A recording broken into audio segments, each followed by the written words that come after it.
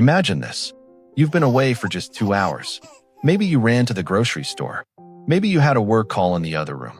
And when you come back, your baby sees you and absolutely falls apart. Not a whimper, not a little fuss. Full, complete, can't catch their breath crying. As if something terrible just happened. And you're standing there thinking, I was only gone for 2 hours. The babysitter said they were completely fine. So why? Why do they cry the hardest for you of all people? Most parents think this is clinginess, or a bad habit, or something they accidentally caused. But what's actually happening inside your baby's brain in that moment is one of the most profound things in all of human psychology. And by the end of this video, you're going to see your baby and yourself completely differently. Here's the belief most parents carry. My baby cries less with other people, so maybe I'm doing something wrong. Maybe I'm making them too dependent on me. I want you to let that go completely, because it is the opposite of the truth. The fact that your baby saves their biggest, loudest, most desperate cries for you is not a sign that you failed them. It is the deepest compliment a baby can give. It means they trust you more than anyone else on earth. And in a moment, I'm going to show you exactly why, using the science of how your baby's brain is actually built. Here's what most parents don't realize. Your baby was not born with a fully functioning emotional regulation system. That part of their brain, the prefrontal cortex, won't be fully developed until they're in their mid-20s. So when your baby feels overwhelmed, scared, confused, overstimulated, they cannot calm themselves down. Physically, neurologically, it is not possible yet. Researchers at Harvard's Center on the Developing Child call this co-regulation. Your baby borrows your calm nervous system to regulate their own. When you hold them, your steady heartbeat, your warm body temperature, your slow breathing, it literally signals to their brain, the threat is over. You can stop now. Think about that. You are your baby's external nervous system. So when you walk back in the room and they cry, they're not punishing you for leaving. They are finally allowing themselves to feel everything they held in while you were gone. Because now the one person who can help them process it is finally here. But that's only one part of what's happening. Because there's a second reason they cry hardest for you. And this one goes even deeper into the biology of love. In the 1960s, British psychiatrist John Bowlby proposed something that changed child psychology forever. He called it attachment theory.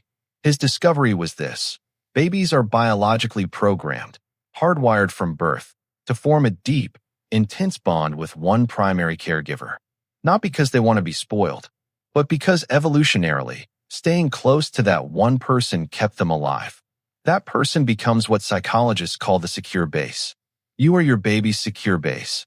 And when their secure base disappears, their brain treats it, at a neurological level, as a genuine threat to survival.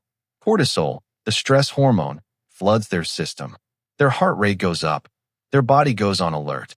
And when you return, all of that stored up stress finally has somewhere to go. It comes out as tears, directed at the one person they trust enough to receive it. From your baby's perspective, I held it together. I waited. And now you're here. And I need you to know how hard that was. Now here's where it gets fascinating. Because your baby is doing something else when they cry for you. Something that has to do with mirror neurons and emotional learning. And most parents have never heard of this. Your baby's brain contains something called mirror neurons, special brain cells that fire not just when your baby does something, but when they watch you do something. These are the cells behind empathy, emotional learning, and social bonding. Every time your baby cries and you respond, with your voice, your face, your touch, their mirror neurons are recording. They are building a map of, this is what it looks like when someone cares for you. This is what safety feels like. This is how emotions get resolved. Developmental psychologist Dr. Ed Tronick's research on what he calls the still face experiment showed that when a caregiver becomes emotionally unresponsive, even for just 2 minutes, babies show measurable signs of distress and confusion. They need your emotional feedback to develop their own emotional intelligence. So when your baby cries for you, they're not just asking for comfort. They are actively learning how to be human. But here's the surprising part. There's a specific type of crying that only happens with you. And understanding it might be the most important thing in this video. Psychologists have a term for what your baby does when they cry for you: protest behavior. And it's a sign of something beautiful. Here's what's really happening. Your baby cries more with you because they feel safe enough to fall apart. With the babysitter, with grandma, with strangers, they're actually suppressing their distress because they don't have the same level of trust. They're on their best behavior because their brain doesn't feel safe enough to fully let go. With you, they know, on a cellular level, that you will catch them. Think about the last time you had a terrible day at work. Did you vent to your boss? Or did you hold it together all day? And then the moment you got home to someone you love, completely fall apart? Your baby does the exact same thing. You are their safe place to land.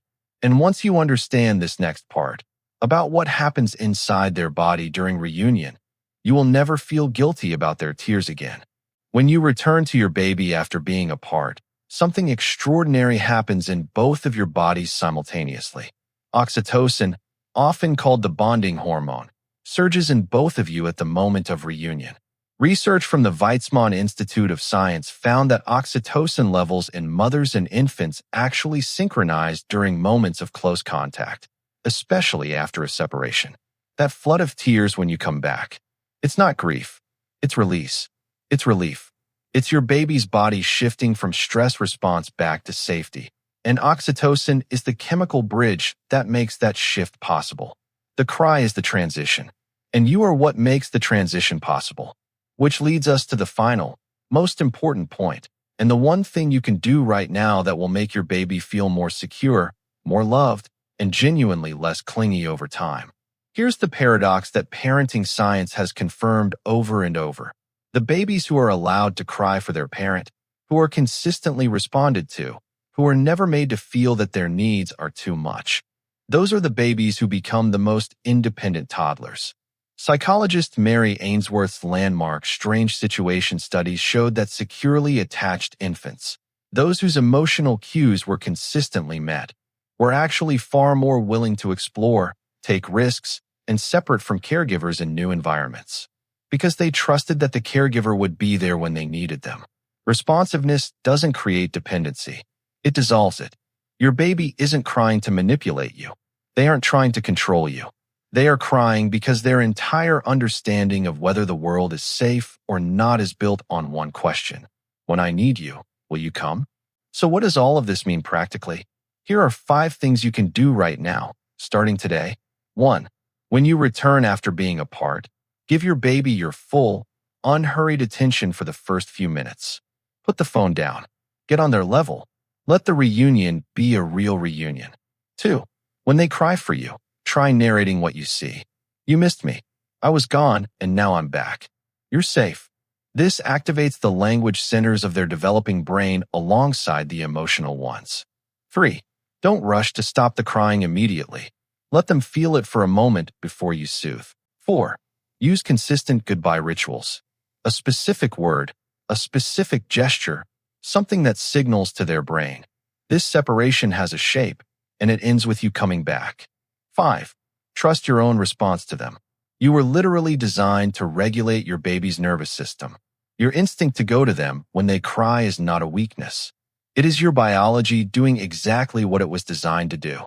The next time your baby cries the moment they see you after you've been apart, in that exact moment, I want you to remember this. They didn't fall apart in front of everyone else. They saved it for you. Because in their whole small world, you are the only one they trust enough to catch them when they do. They're not falling apart. They're falling into you. If this changed how you see your baby, share it with another parent who needs to hear it. And let me know in the comments, has your baby ever done this? What did you do?